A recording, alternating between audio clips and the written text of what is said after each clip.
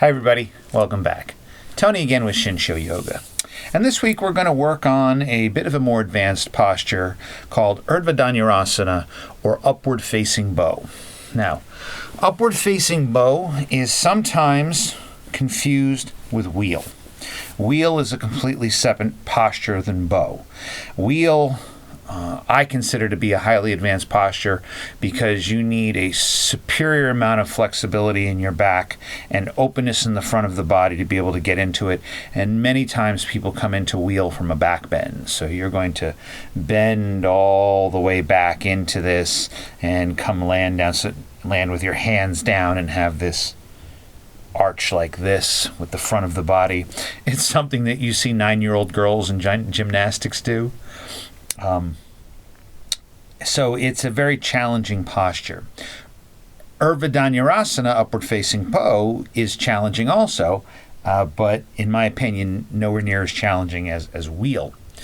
Urdhva Dhanurasana is often used in the wind down of vinyasa. I use it in mine, and it's usually an option depending on the student base that I have. Some students are more advanced or have a more openness in the body to be able to come into it, or strength, because the posture will require a decent amount of strength, primarily upper body strength, and a certain amount of openness.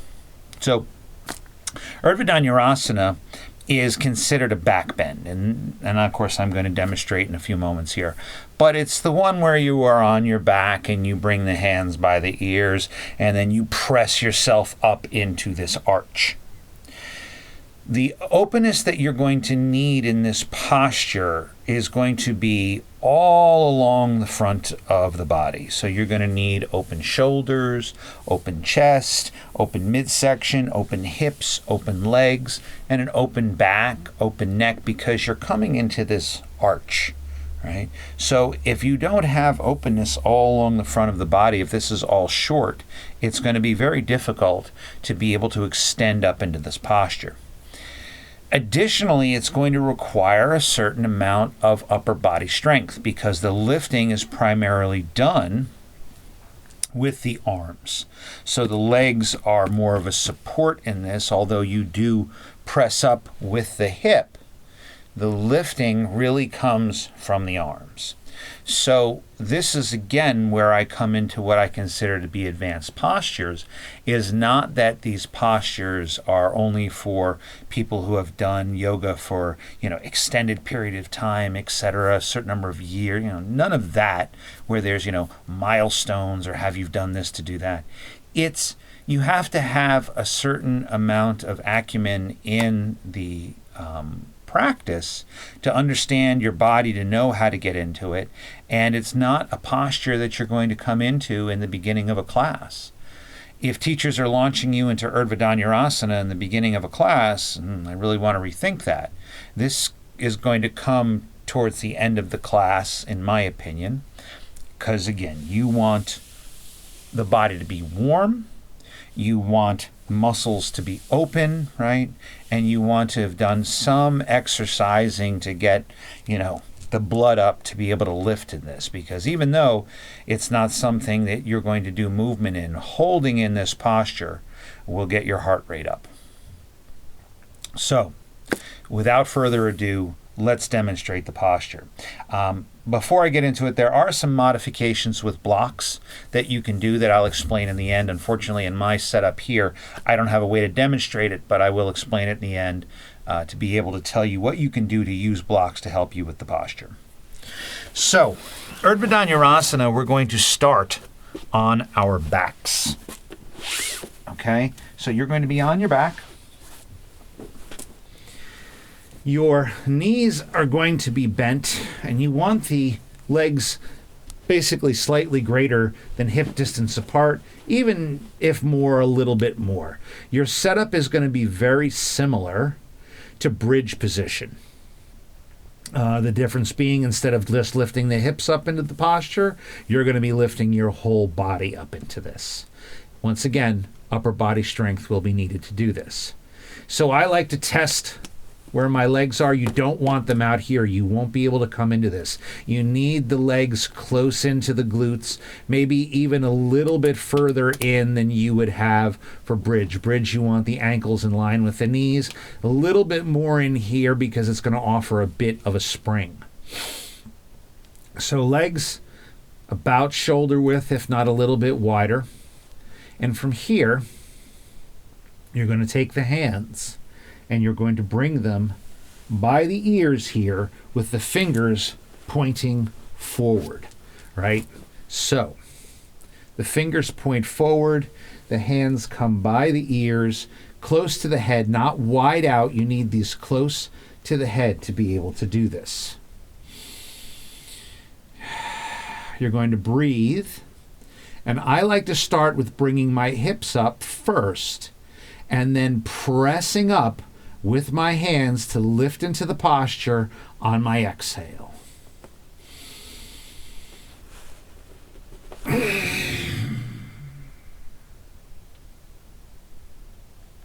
Breathe.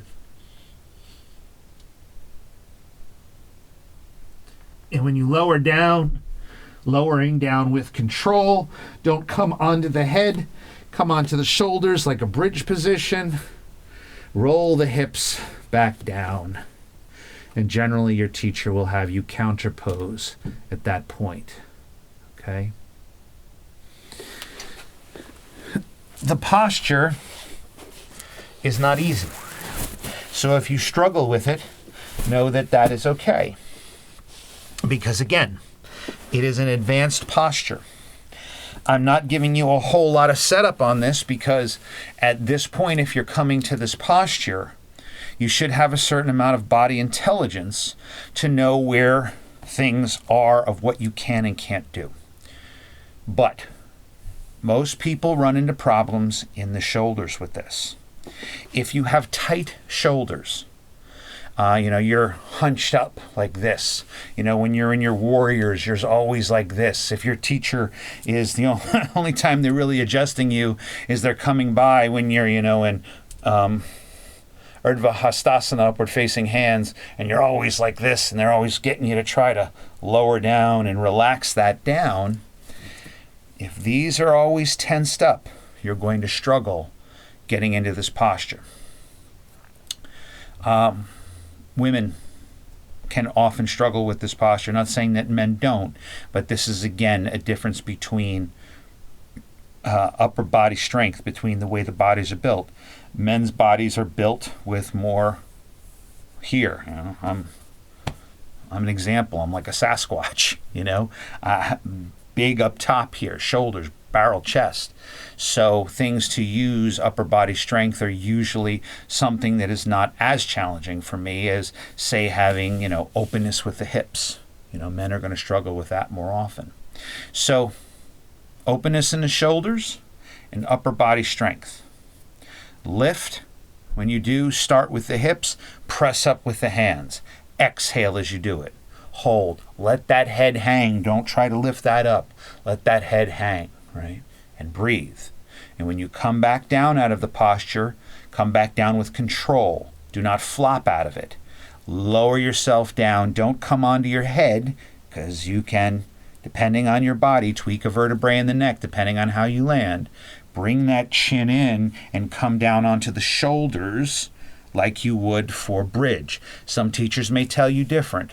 I don't want my students doing that. I don't want my students coming down onto their head.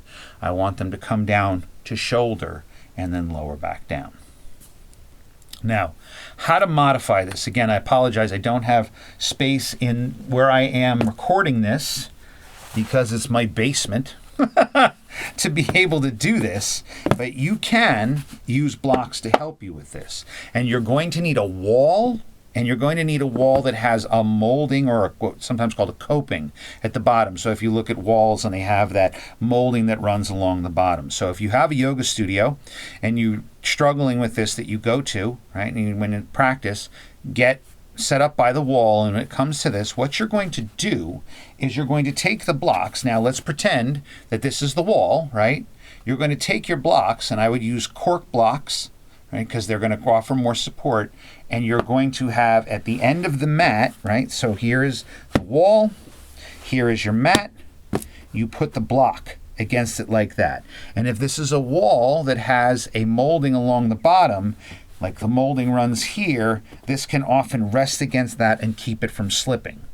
What you do from there is your hands are going to come back. Your head comes in between here, and your hands come back to this, right? So they're here, and your hands are going to come back this way, and then you will press up into it. This will offer you some angle and some lift to help with the shoulders. And again, I know that this is not the best explanation of the way to do it. Hopefully in a future video I will be at one of my studios that I teach at and can do a better explanation of how to do this modified, and I will do a second video on that if it's requested. People have to watch it first. But that is a way to do it with modification with a block.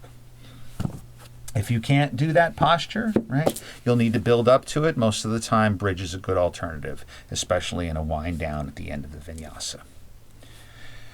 So, upward facing bow, or Urdhva Dhanurasana, an advanced posture, is going to need openness in the shoulders and a certain amount of upper body strength, but you're also going to need a certain amount of flexibility in the back and a certain amount of openness across the whole front of the body to be able to do it. And on when you lift, make sure you breathe. And even through watching this, make sure you breathe. Allow the thoughts to arise and pass by and return to the breath. Thanks again for watching. Namaste.